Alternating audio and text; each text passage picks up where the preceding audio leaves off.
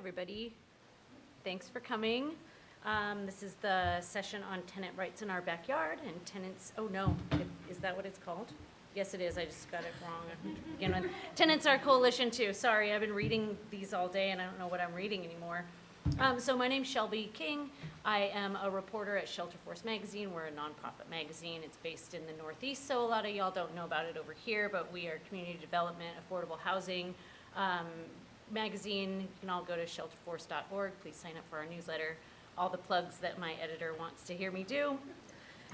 We are going to talk today about tenant rights. We have two great panelists here who are tenant rights advocates. I'm going to read their short bios. We've got Jamey Duhamel, who is here in Portland. She is currently the Special Projects Coordinator with PBOT. She specializes in equity-focused tenant policies and anti-displacement strategies.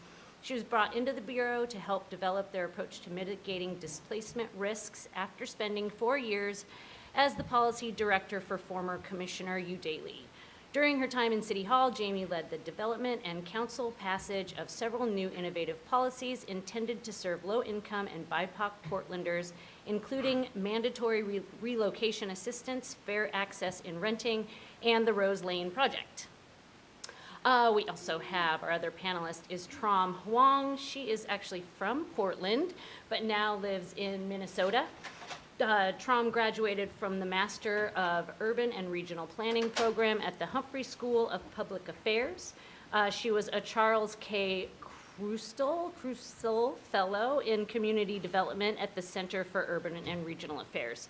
Throughout her time in Minneapolis, she has worked with Hope Community, the Metropolitan Consortium of Community Developers, the City of Minneapolis's Community Planning and Economic Development, the Alliance for Metropolitan Stability, and most recently as the campaign manager for the Keep St. Paul Home campaign for rent stabilization. She believes that equitable development and community benefit are made possible by strong community organizing and effective narrative framing, and wants to strengthen the ways that research can empower advocacy and organizing. So, we are going to kind of start out by letting each of our panelists tell a little bit about, how they got into tenant advocacy, and then how their advocacy work relates to the YIMBY movement. So, whoever wants to go first. Sure, I can start. So, hi everyone. My name's Tram.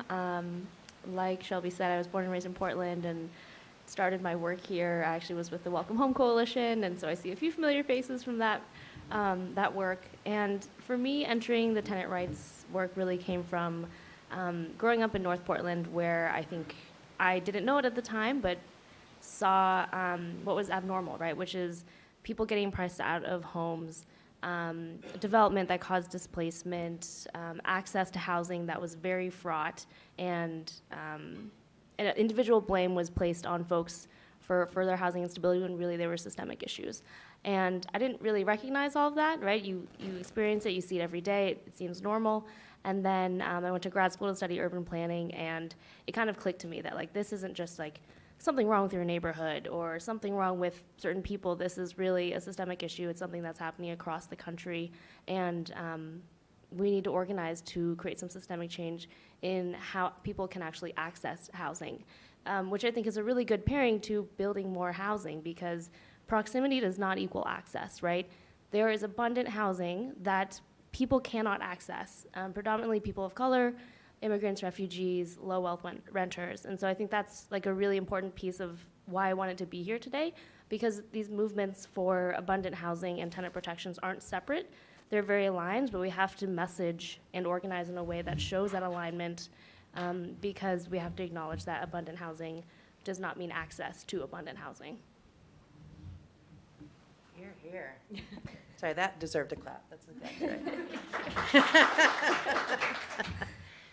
Hi, everyone. My name is Jamey.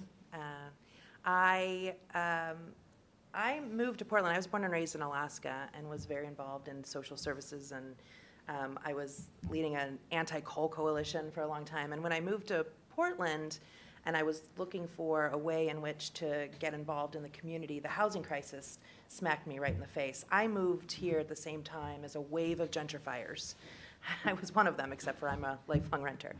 And what I recognized so clearly is that lack of housing was really the same as every other kind of social service ill that that I'd worked on my entire life, but worse, right? If we can't find ways for everybody to have access to just fundamental roof over their heads, then all of the other things that we work to make better in our lives, all of the other things like education and better incomes and substance abuse and all of the other things that we strive to improve in cities, we can't accomplish them because housing is the fundamental need for everybody.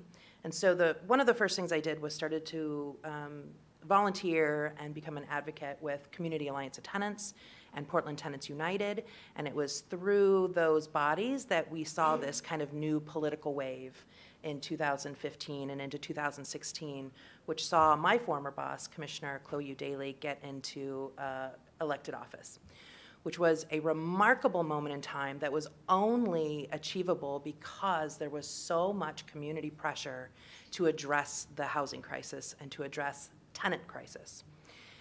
And because of that, she hired me as her policy director. You know, we very clearly recognized from day one that we had 4 years. That's all we had. We weren't counting on anything beyond that first term. Lucky we didn't, right? And because we knew that this was a unique moment in time. It wasn't something we could count on forever, and it was something we had to take advantage of. And so we immediately began the work of proposing tenant protections like mandatory relocation assistance. I'm not sure if you're familiar with that, but it's a law that requires landlords to pay for tenants to move if they either issue a no-cause eviction or if they raise the rent above 10% in a 12-month period and the tenants say that they can't afford that. That was unique, it didn't exist, and we passed it in the first 30 days of her administration because we had to act fast before industry and before those who were opposing us kind of got wind of this moment in time. And then we set to work with the fair access and renting policy almost immediately, and that, if you're not familiar, is a kind of dramatic reformation of both our screening criteria and our security deposit laws, because what we recognize is what Tram is speaking to is that it doesn't matter how much housing we build if we can't account for the profiteering that goes with private market housing, and if we can't account for the inherent discrimination of those who control housing, then we cannot actually solve for conditions of displacement and for homelessness. So what we saw in that moment in time, that policy was so controversial, it was such a big deal that we needed everybody in community to not only feel ownership over it, but to stand up and fight for it. And that included our partners in the YIMBY movement, the abundant housing proponents, Portland Neighbors Welcome. If they hadn't shown up and testified in council hearings, if they hadn't directly advocated with our commissioners, I don't think we would have gotten that passed, because really everyone else in that council was looking for other expertise to say that this was okay, right? They wanted to hear from a wide variety of community members because they were like, I don't know if this is the right thing to do or not, but they heard from people they respected, they heard from people who used data in their testimony, and it really made all the difference. So I'm really here just to continue that narrative and that conversation that if you're fighting for abundant housing, who are you fighting for, right? And I would say that you're fighting to solve the problems of displacement and homelessness, and that means tenants. So thank you for being here to have this conversation with us. Thank you both for the introductions.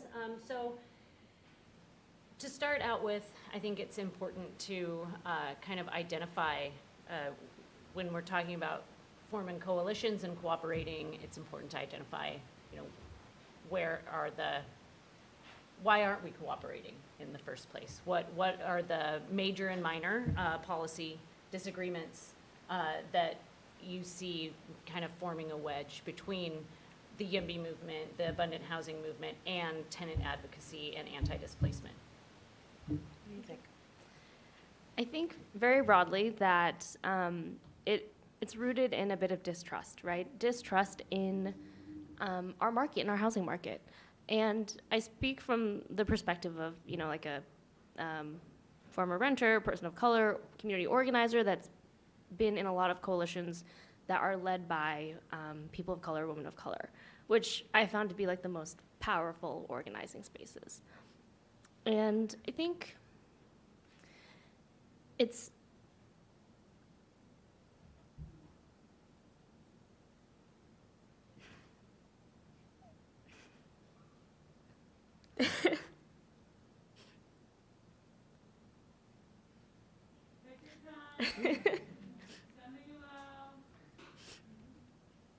I think we've been seen as unintended consequences for too long.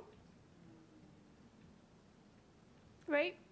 Because the market moves, some people lose. That's a cost that too many people are willing to accept.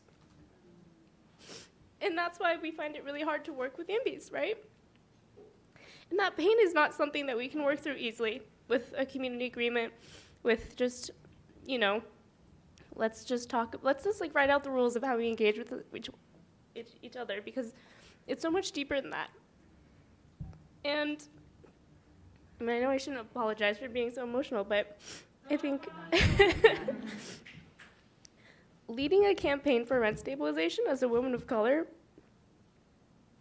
was incredibly difficult, right? Despite having studied this issue throughout grad school, despite living the issue, there was just no amount of data or persuasion for some people, right? Because they did not believe in the right of individuals, specifically individuals of color, renters of color, to have access to stable housing. And that just blew my mind, right? So I think I expected to enter this conversation with more of a oh, we can heal this rift. And I think it's still true, but it's gonna require so much deep work. Because when our humanity is regarded as an unintended consequence that people are willing to accept in our housing market, then our human worth is what's at stake, right? And so I think that's where it comes from. Because if we've been told over and over again that, these policies and programs, they're meant to help everyone, right? Whether it is urban renewal, whether it is building a freeway, whether it's the light rail, whether it's new stadiums, these are supposed to benefit everyone. And yet every time people say everyone, they actually just mean white middle-class folks. Yeah. And I think we have to explicitly name in the YIMBY movement who we seek to benefit, right? Because if it really is naming more housing, that's not focusing on people, right? Who actually benefits from it? That has to be explicitly named. So I think for me, that's like the biggest piece of tension, right? Is that, what are we willing to accept as the cost of growth? And if it is my ability to stay and put down roots in a community, then that's not something I'm willing to accept. Like, that's not a movement I want to be a part of because I don't see myself in it. So yeah, there's a lot more I can say, and I know that we're going to dig into it, but I think for me that's like the root of the tension. So thanks for letting me hold that with you. Yeah. Tram, thank you for being vulnerable and for sharing your truth. It's really important. Because I see the same thing you do, which is that there is an inherent kind of demonization, discrimination about who renters are and why they're renters to begin with, right? And there's this belief that if you are a renter, it means you've made bad choices in your life, that you are not worthy of some benefits that homeowners get or landowners get. And it impacts, obviously, people of color far more than it does white people, particularly white affluent people. And we see this in transportation as well, this idea, and I'm not speaking on behalf of the Bureau of Transportation, I want to make this clear, it's getting, streamed out there. I am not here wearing my Peabody hat, I have out of office on my calendar right now. But we see this mentality in transportation as well, that if we build it, and we build it for the broad general public, then that is equality, right? That is, we are providing equal access. When we build bike lanes through that neighborhood, everybody can access those bike lanes. And it's not true. It is not equality. in the same sense that equity is. So even when those bike lanes and those infrastructure or those houses are available, who can access those pieces of infrastructure is significantly different. And it's complicated. I don't know if we have the time to get into all of that. Today it's really nuanced, but it's true. So there's that perspective, but then there's all the other side of really, I think a lot of YIMBYs, that feels weird to say YIMBYs, but abundant housing advocates come at it from this really logical, math-oriented space where it's about numbers, and it's about penciling, and it's about incentivizing developers, and it is really like, how do we change the zoning, the requirements enough so that these developers will build 5 instead of 3, and it really dehumanizes who those, housing units are for. Right? And then you're more inclined to want to listen to developers who say, oh, no, I can't make that work out. I can't make that pencil. I can't get the profit that I want to get out of that building if you do, such and such. And so I think there's a natural inclination then to be like, well, let's, like Tram really said, let's make it pencil for developers so we know that happens, and then the unintended consequence, we'll figure that out later. And that unintended consequence is literally homelessness. It's literally displacement. It's literally children having to live on the streets or move schools multiple times. There are real human consequences to that approach. So, given that those are real disagreements, and if we want to build a coalition,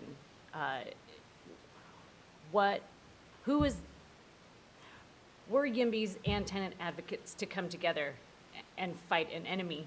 What is the opposition? If I'm asking Can you about say that? That's my enemy. If I'm asking about, what are the pain points between the two groups? Like, what are the common grounds between the two of them, and what? I'll just stop there. What's the common ground? Like the most basic. I think what's most relevant in my work right now in the Twin Cities is actually looking at the gradual but also somewhat fast kind of takeover of single-family homes by corporate landlords. And, that's like one very specific example of an opposition, right? But I think it's really clear to everyone that having corporate ownership of our local housing stock that could be used for generational wealth building through, whether it be like a local person who is renting it out to a renter or a first-time homeowner buying it. I think that's like one of our really clear enemies right now, is just corporate landlordship of our housing market. We saw it a lot in in California and Arizona post-foreclosure, and I think that we should really expect this kind of post-COVID recession to kind of invite that same speculative behavior in our markets, right? And it's something that we're seeing growing in Minneapolis and St. Paul. And the Urban Institute recently did some analysis on it, and really the same neighborhoods that are being targeted by corporate landlords are the ones that are essentially census tracts that are ripe for gentrification. And I think that we should be very proactive, and for some neighborhoods it's too late, right? But for others, for which it's not, I think we really need policies to counteract that growing presence in our cities. That's like one really clear and specific opposition. But I think the greater kind of more ideological opposition that we have to combat, and I think there's a lot of work to be done to find common ground on this, is the idea that a healthy housing market is an unregulated one, right? Because I think that is kind of the myth in America, right? That any housing policy creates regulation in an otherwise free market, when that's kind of exactly the opposite, right? We have zoning laws, we have parking requirements, we have building codes, we have, anything on top of that is just, all of those are created, some supposedly, but others actually created for safety and public health, right? And the policies that we're passing now that actually interact with how we access housing are not are not, they're not interfering anymore in the market than the Fed's changing the interest rate for a loan is, right? There's so much regulation that exists that we just accept as truth.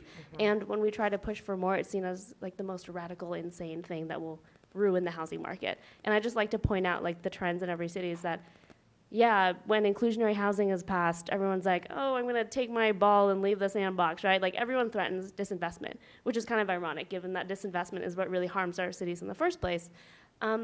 Markets adjust and recover, right? When you take real estate classes, which I have as an urban planner, literally one of the most important things in real estate is to always be adapting to whatever market conditions throw at you. And the only reason why the industry fights tenant protection so much is because they feel like they have more power to weaken them. Right? They're not going to go to the Fed and be like, hey, actually, like, I would like a lower interest rate for my construction loan, because that's not going to work. But they can go to city council and say, hey, these crazy tenants that are trying to limit how I can screen people out of housing, they can't be trusted. They know where they have power, right? But we also know where we have ours.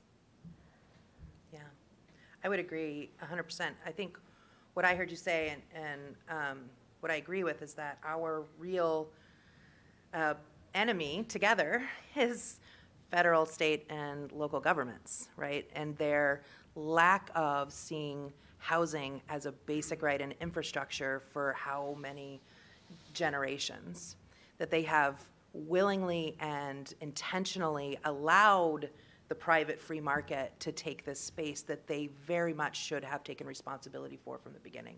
Just like building our roads, just like making sure we can get around, they should have ensured that we also have the ability to live in homes comfortably in our cities and in our towns.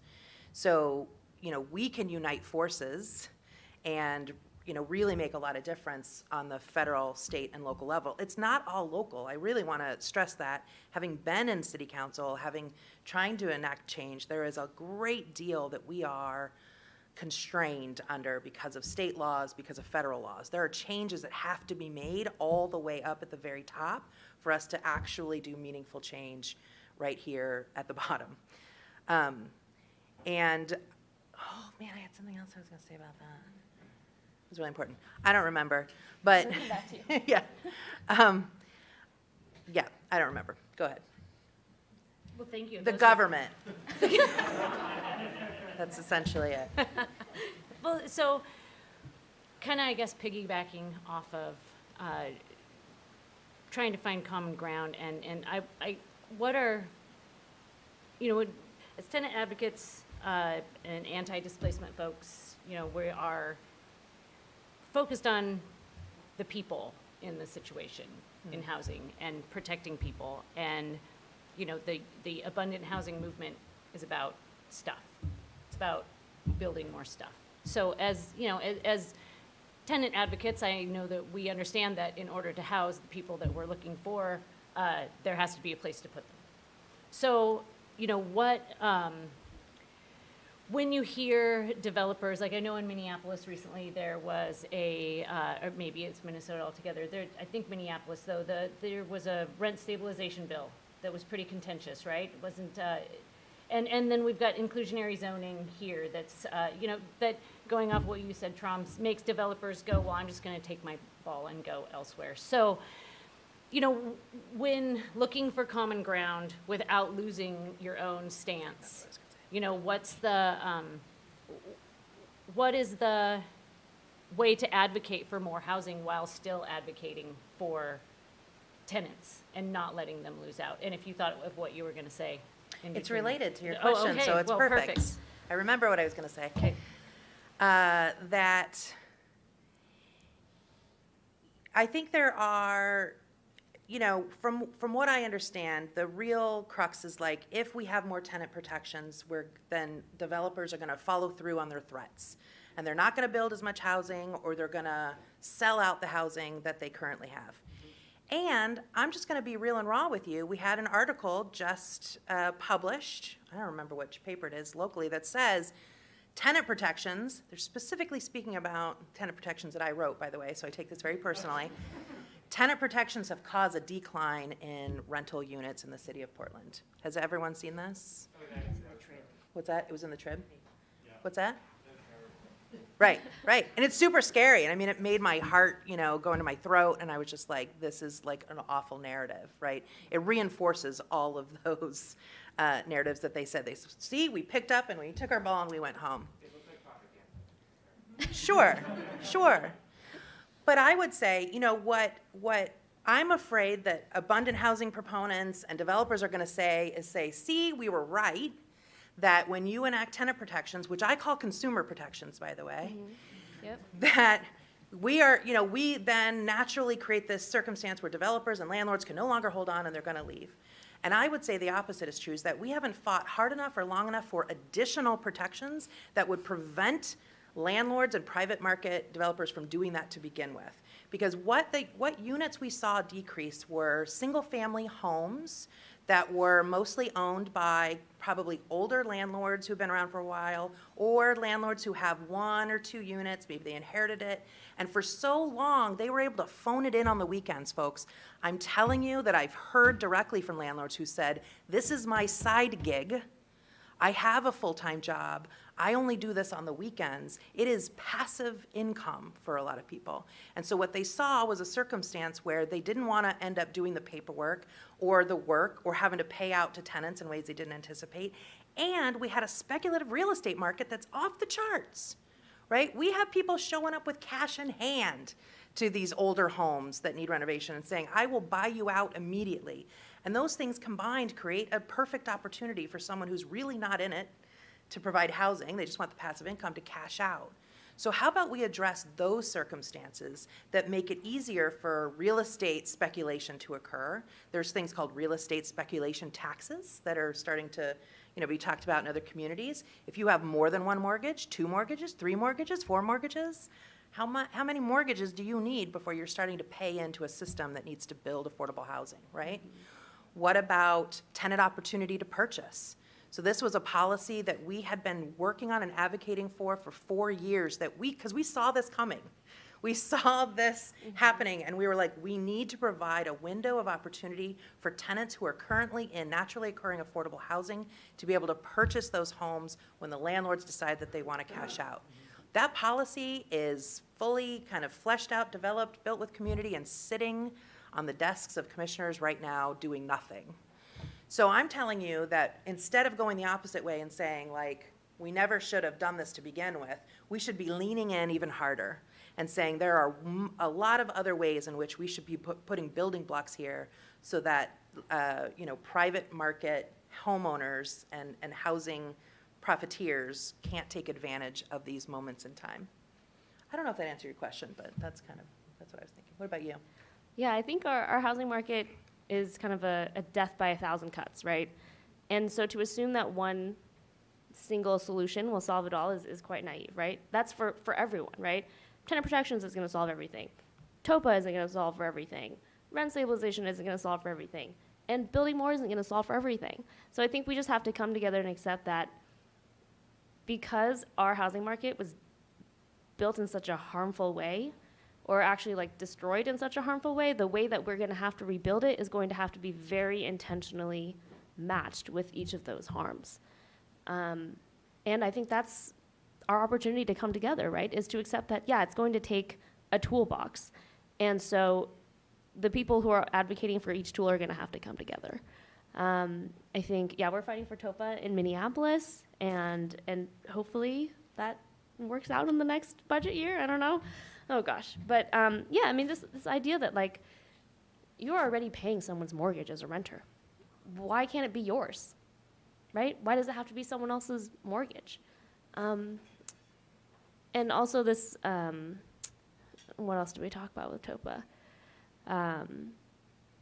A lot of times, security deposits are, 3 times the rent?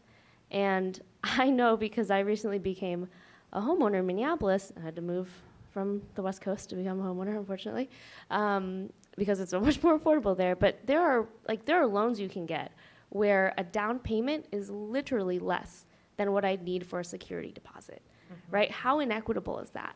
Like, we are capable of paying for our housing. My mortgage now is cheaper than my rent was. And so I think community ownership and tenant opportunity to purchase, that's one of those policies that's like, we have to accept that like a renter can own their home. Why do they have to move to a different neighborhood? Why do they have to find a single family home, right, or a condo? Why can't it just be the place that they live now, where they have already built community, where they have put down roots? So I think in general, we just have to be more open to the idea that like it'll take many solutions, and we actually all have to show up for all of those solutions, even when our capacity is low, right? Because we know, of course, that's an issue.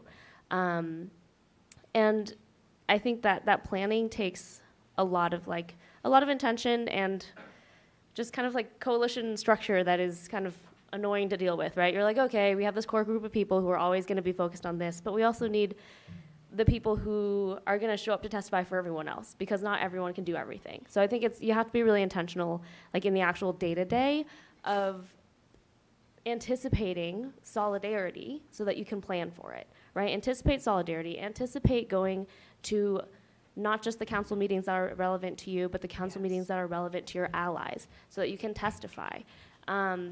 Have your volunteer base like be ready and be prepared. I think that narrative and messaging training is a huge part of that. Like I would credit like race class narrative and message training to be one of the reasons why our campaign won in St. Paul. Because it can't just be about a thing that you're trying to win, right? This recipe in race class narrative is values, villain, vision. Because you want to start off with this vision, and you have to name explicitly who is in this vision, right? You can't just say everybody anymore, because we know from research that everyone has a different idea of what everybody is, right? For some people, it's like just people who look like me, and for other people, it's actually everyone. And so in race class narrative, we have to be very explicit in naming like whether you live like in Ladd's Addition or in the Albina neighborhood, like whether you are a renter or a homeowner, whether you're indigenous to this land or an immigrant. Like you have to be so explicit in naming who you are standing for. And then you have to name your villain. And it can't be an ism, right? Isms are, like people are exhausted by isms. You have to name a real villain that people can see active and present in their day-to-day. And you have to end with a vision of what you can win together. And I would just encourage everyone, like, look up race class narrative, do your messaging training within coalitions, because that is going to be one of the most effective tools for bringing people together. And a lot of times it helps people parse out things that they haven't really discussed, right? Some coalitions come together and they're like, well, we think we have this in common, so let's just start working. And you do race class narrative and you're like, oh, that's what you mean when you say everyone. Like maybe we're not on the same page, or like, oh, maybe like our values aren't in the same place. And so it's that deep work of figuring out like exactly who and what you're standing for that helps move us in the right direction. So I would say, do your message training. It strengthens your coalition internally, but also just in the ways that you can move in advocacy spaces as well. That is a great answer. Oh my gosh, I love that. I have an example of how that would have been really helpful. So when we were doing the fair access and renting policy, by the way, security deposits are 1 to 1.5 times rent in Portland, thanks to FAIR. When we were doing that work, there was a really interesting dynamic that happened that I wasn't prepared for. We kind of assumed that our affordable housing providers, the regulated housing providers, were going to be like, have our back and be like our strongest allies. They were not, long story short. And what was interesting is that because of a lack of protections over the decades that they've been operating, affordable housing providers and service providers who are trying to get people into housing really created this unspoken alliance. I mean, spoken and unspoken, right? They work together. They figured out ways to get over the lack of regulations and work together and get folks into housing. And they all felt like they were serving the same mission and they were against the same villain. And when it came time to really ask the question of changing screening criteria rules, the affordable housing providers were like, wait a minute, we're already doing that, okay, right? And the service providers were like, are you? Because we're bending over backwards. We're sometimes paying 5 times security deposit to get our folks into housing. No joke, that exists. 5 times security deposit. Because they're risky. Because they're high risk. That's right. Because they're allowed to determine whatever high risk is for them, and service providers have no choice but to accommodate that. And so when we called the question of actually creating a screening criteria that focused on BIPOC high-risk renters, getting folks into housing, and overcoming those mythologies about risk, about how credit scores apply to your ability to pay rent, about criminal histories having something to do with your ability to not, damage your home. Those are mythologies that have been proven through research to not be true. When we called that question, they really turned to each other and they were like, oh, we thought we were on the same page, service providers and affordable. And it was messy and it was painful, and it really forced them to reform their own partnership, which I'm glad it happened. We did that, but it's because they hadn't had these real and raw conversations about who are we serving and who are we actually who is the real villain here and how do we get there together. That's Yeah. great. Kids are the best panelists. So going off of all of that, actually, just working right into what I wanted to ask. Tram, at the beginning, we talked about trust issues, and that was a big pain point. And so going back to the idea of forming coalitions between abundant housing folks and tenant advocates, what would the YIMBY folks need to do to show that they understand that abundant housing in the past doesn't mean abundant housing for communities of color, and it doesn't mean abundant housing for people who need rent stabilization or who need subsidies? What needs to happen on the YIMBY side? And then also, I think it's fair to ask, I even hesitate to even say it, but to be fair, as a moderator, I should say both sides. What do tenant advocates need to do to meet YIMBY folks in, somewhere where everybody feels like they're getting something? Building trust. What's needed for communities of color and other, renters just in general to trust YIMBY folks to look out for tenants, and then what do tenant advocates need to give up? I'm kind of wondering if there's people in the audience that have some answers to that, but Oh, if yeah, you have an no, answer. as I said, by the way, I'm sorry to even take this long to mention this. If people have questions, I'm sure people have questions. We're gonna have you come up and speak into the microphone so that I don't have to repeat what you ask. We have about 20 minutes left, and so I think if y'all have questions, it might be a good, I want to hear what y'all want to say about these questions, please, but if people want to answer that question, or if you have other questions, I think now would be a good time to start saying. You can head on up and line up and ask your questions, but first, if you don't mind, trust-wise, if YIMBYs are to become tenant advocates and join the tenant advocate movement, what do they need to do to let tenant advocates know that they can be trusted? Yeah, I think one piece of it is there's this underlying piece of it for me, which is what is your theory of change, right? How do you see power and decision making in our ecosystem? How do you see your coalition navigating that to bring out the change that you want? So I think theory of change is super important. And it's something that a lot of organizations or coalitions don't take the time to really establish initially, right? For me, one theory of change or theory that I like to build a lot of my work around, and this doesn't happen in all coalitions because obviously everyone comes to different conclusions about their theory of change, but for me, targeted universalism is a critical component, right? Which is this idea that in order to accomplish a universal goal, we have to create personalized solutions for different groups of people based on where they stand in our ecosystem because of historic or past harm, right? So if we're saying okay, our goal is everyone owns a home. Let's just say that's what it is. So sure, some people just need down payment assistance, right? Some people need to improve their credit score, which is a messed up system, but let's just say that's the thing. Some people need stable housing so that they can start saving money. Some people need access to social services so that they can even consider accessing stable housing, so that they can start to consider the idea of owning a home, right? And of course, not everyone, like homeownership is not for everyone. I live in Minnesota where like I would never force homeownership upon my grandparents because they'd have to shovel a sidewalk, right? That's another thing that we have to accept. But targeted universalism is essentially this idea that, you know, we have to start by supporting those who are farthest away from accomplishing the goal in order to equitably get us to that goal. Otherwise, we just talk about who needs the least help because they're the lowest hanging fruit, right? And what do we do when that happens? When we help the lowest hanging fruit, we actually deepen the disparities and inequities.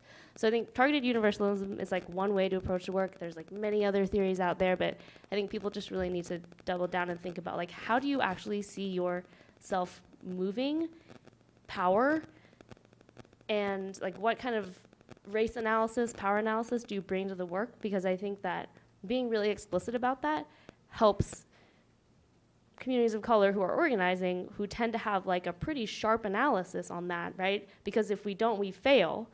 That helps build trust. If we know explicitly how you assess, or how you're assessing the ecosystem and the landscape, right? And maybe we have some shared analysis, then that's where we can start from. So that's one big piece of it for me. I think in a more like practical level, I guess, it's just putting more intention in the growth that you're advocating for, right? Like when we're saying, like in Minneapolis, for example, like triplexes legal now. That's great. And if we're thinking about it through targeted universalism, who then has access to capital to start developing that? Who has access to capital to own that, to build the generational wealth of like me living in my triplex and renting out 2 of the units, right? So just being really intentional about like, if you are all of a sudden creating this opportunity, who can access it? Who can access that growth? Oh, gross, sorry, I just like touched my mouth to the microphone. I feel so bad for the next person.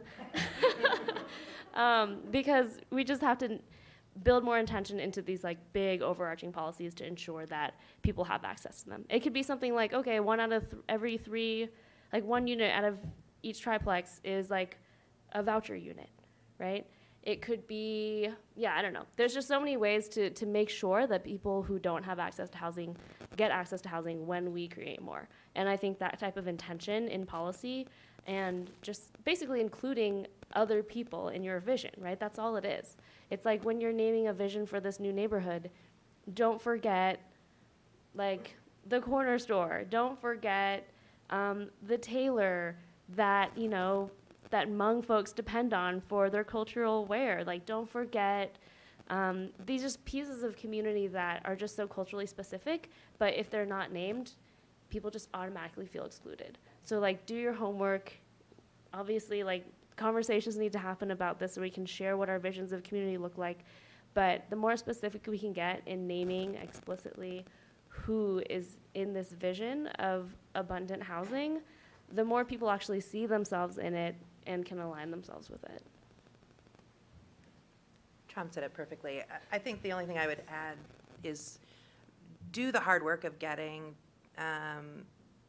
more representation into your own leadership circles. You know, who's actually like making these plans and these theories of change and like, those kinds of things. You need to be organizing with people of color, with tenants, with people who have these lived experiences, because there's just so much you'll never know because you just don't know. You haven't lived it, you don't know. So it'll be a lot better to have, people who know right there with you. I think we have questions. Sure, yeah, while you're on your way up here, I'm curious if we've got any developers or, abundant housing folks in the audience who'd be willing to come up. I feel like we've heard a lot from tenant advocates, and I know we're at a YIMBY conference. So if anybody wants to come up and kind of answer the other side of that, which is, what as a abundant housing advocate, not on the tenant organizing side, are you seeing that would kind of open up the YIMBY framework to be more open to tenant advocacy while still encouraging development? So. Hi, my name's David. I'm from Washington, D.C. I think this has been just like a really excellent panel. I have two things I will aim for brevity, though. The first one is just a straight plug for the Tenant Opportunity to Purchase Act. I know Tram, is it? Yeah. Talked about it a bit. We have been really lucky in DC to have had it since the first DC Council in the 70s. It is not perfect, and it is like kind of constantly being tweaked and revised. But I think to this conversation, it starts to align some of the incentives for not only like tenants' rights, but like tenants recapturing, that capital, and actually housing production. So a lot of TOPA cases end up being an increase in housing as well. There's a great project near me that it was a Section 8 development. They were able to organize, they were able to purchase their property. Actually, they were able to assign their purchase rights to a nonprofit affordable developer. So now what we've ended up with is not only maintaining all of those tenants in their affordable units, but I think like doubling the amount of affordable units and tripling the amount of overall housing. My friend who is here actually lives in the market rate section of that project. So there's been a lot of successes like that. So if anyone wants to talk to me about TOPA, I'm happy to. So my question is, there is, I think this has helped me unlock a lot of ways of thinking about this. So I'm curious about thoughts that I saw this happening, I think in Oregon on the state level, I think in the Twin Cities, where there's this trifecta of policies that kind of are mutually reinforcing. So rent control and tenant protections, consumer protections, increasing like zoned housing capacity. And then the third that I think complements that is like some kind of social housing policy or even just like much more direct subsidy for affordability. Vaughn Stewart, Democratic Socialist delegate in Maryland, introduced a package of 3 bills that did all 3, and that still needs to pass, but I think that seems to be a way of unlocking all these different constituencies. However, I'm like here to have my priors challenged, so I guess my question is like, do you think that is a viable path forward? Is that what ended up happening in the places that you work, and just what your thoughts are on it? I guess I don't know how to answer that. Is that how we saw it working?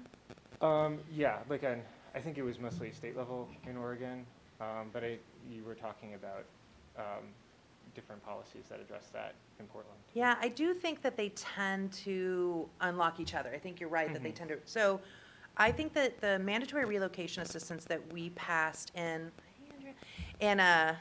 Portland really catalyzed the conversation on the state level around rent stabilization.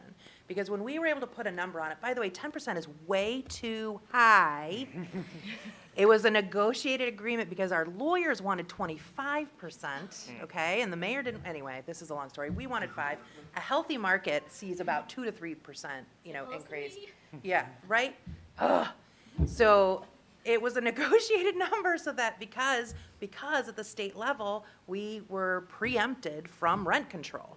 And so what they were trying to prevent is this argument that landlords would go to this, sue us and say, this is de facto rent control because we can't raise the rent as high as we want without shelling out all these dollars. They lost the state level, they lost the appeal, and they also lost the Supreme Court, by the way, mandatory relocation forever. But because that happened, the state then saw that number and they saw what was happening and they started the conversation around rent stabilization at the state level. They now set it to a very similar amount. It's like 7% CPI plus, whatever. So it ends up being about 10%. Yeah, it's, But yes, I do see that, when those changes happen, there are other conversations that tend to perpetuate that. Those protections. Does that answer your question? Yeah. Sort of, I guess. Yeah, I mean, I can add a little bit to it. I think having complementary policies can address the unintended consequences thing, right? Because people are like, oh, well, with rent stabilization, if someone can't increase the rent, then they'll just evict someone for no cause. And it's like, well, that's why you need just cause. And it's That's right. with just cause, people are like, well, then I'll just economically evict you. And it's like, that's why we have rent stabilization. And what about condo conversions? That's why we have limits to condo conversions. Every policy is going to have impacts. That's literally the point of policy. If we pass policies that didn't have an impact, why would we even put the energy into doing that, right? So the next step then is not like fixing the policy. It's actually fixing everything around the policy so that it works in the way that we want it to. So I think that's how we can start to bring yeah, and bring constituencies together too, right? Because some people are worried about other things that wouldn't necessarily be brought into the conversation unless this policy was being talked about. Thanks. Are you a developer? I think he's a I think, developer. yeah, Oh, I Just think an abundant housing advocate. okay, that's great. theory. Thank you so much for having this. My name's Alan. I'm a pro-housing advocate in Cambridge, Massachusetts, and I want to first off give the disclaimer and apology that this is kind of my first time going to a space where we're discussing organizing theory, so I apologize if I say something really stupid.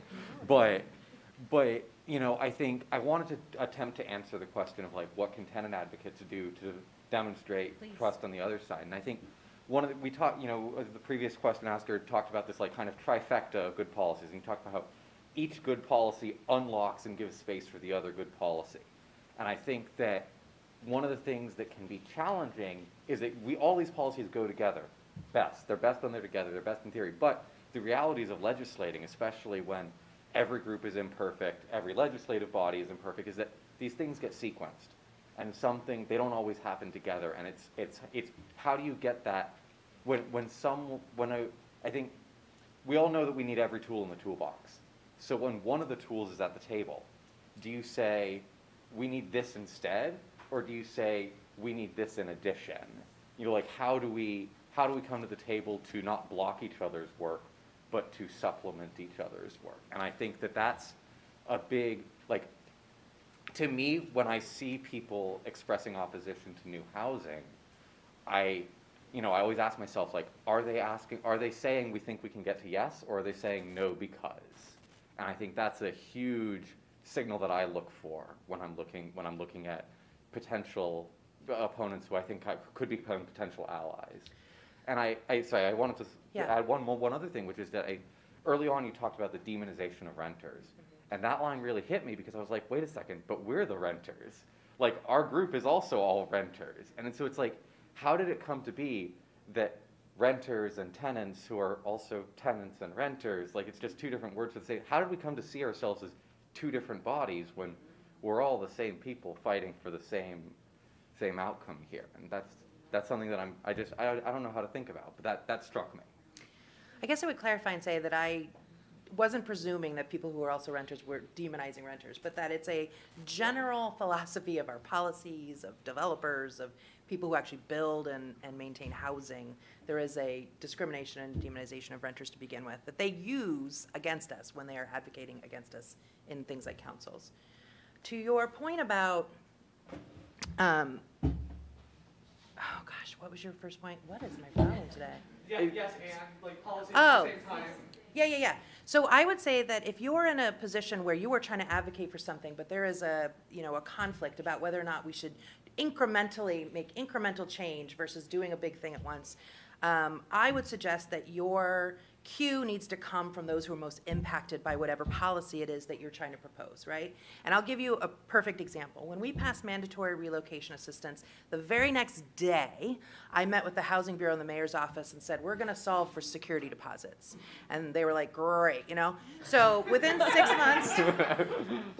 months, we had a security deposit policy drafted. I'd worked with landlords, we did this whole thing, and I was working with our community advocates, like Community Alliance of Tenants, and they said to me, you cannot pass security deposit without making it harder for us to get into housing because you have not addressed the mythologies that prevent us from getting through the screening process. Mm-hmm. So it doesn't matter if you lower security deposits to 1 times the rent. Yeah. There's not, we're not going to get into housing, and you're actually going to make it worse for us. They're going to get more strict about who they let in. And that was painful and powerful because it literally meant that I had to go to my boss and say, we can't do this. We're ready to go. This is incremental change. It's important. We have the momentum, the political will right now to get it done, and we couldn't do it because our community partners said, you are going to make it worse.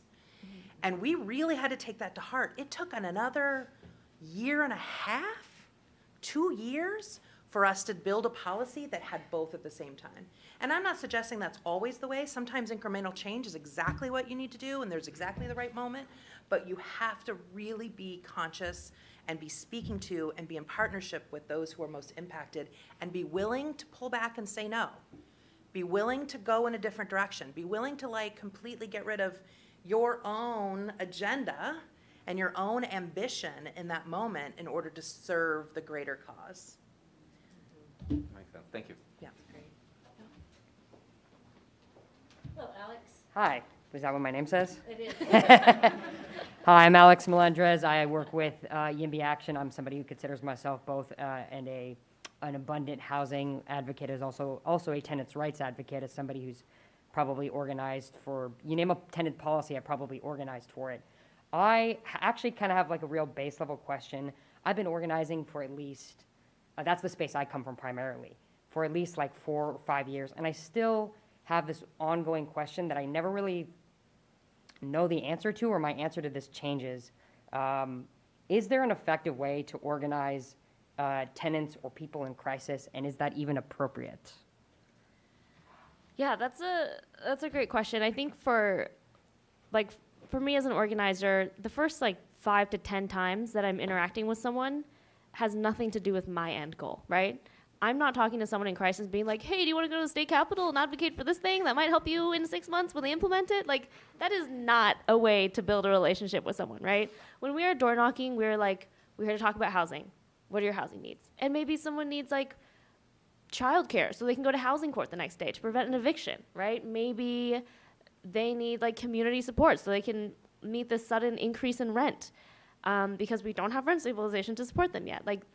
The first handful of times that we're interacting with people that we want, that is organizing, right? It's sometimes direct service. It is sometimes meeting the individual need so they can get to a point at which they feel comfortable, or not even comfortable, they feel like they are capable of taking an hour out of their time to attend a community meeting, or taking half an hour to sign up to testify for something. So I think if you widen your definition of organizing to just general community power building, then the direct service of someone in crisis is a part of the organizing, right? And eventually they get to a point where they trust you enough to feel like, oh, this isn't transactional. You're not just going to knock on my door, have me testify, and then I never hear from you again. We're actually in relationship now. I'm in this network. The renter then feels like they're in this network of people who are going to support them in addition to contributing in some way. So, always make it relational. It can't be transactional because then it's not organizing, right? Then it's just asking for a favor from someone who, like you said, is in crisis. And we can't be asking people in crisis to give like that. And I just had a short follow-up to that is, how do you not burn yourself out doing that kind of work? I'm being serious. Yeah. It can be exhausting. Yeah, I'm only Real. laughing because I have burnt myself out multiple times through the work, and I think it is a kind of pushing back on our own organizations, right? To say, hey, if you want me to keep up this good work, then not only do you have to pay me better, but give us more vacation time, right? Build mental health support into this, because when we're taking hotline calls, we are dealing with people in crisis, right? How are we approaching the work with trauma-informed approaches? Make sure that you're not, my role is policy and research right now, so I don't expect to be picking up hotline calls. But how do you prepare each person for their role? I think that's a lot of I think in organizing spaces, we often talk about it as you need to do self-care, when it's really no, our organizations and our ecosystem actually just need to take better care of us. So demand that, push back on your employer, and yeah, sometimes it means they need to fundraise more operating, general ops money instead of program-specific money. But that's the kind of ecosystem that we want to build, and I think that kind of advocacy, at least in the Twin Cities funders network, we have seen more general ops grants come out, and that's a long conversation, right? That's going to take multiple years, but the pushing back and withholding your labor when the conditions aren't right is something that we can do, right? Because we can always organize somewhere else, because as an organizer, you hold the relationships, you hold the trust, and so if an organization loses you, they also lose that. So use that to your advantage. Thank you. I was checking to see if my supervisor was in the room. And I have not talked to Alex before this moment, by the way. So, Real quick, an extension on that. What about burnout when you are not an employee or a volunteer or you're being harassed? Yeah. Can you talk about that, please? Yeah, I mean, oh gosh, I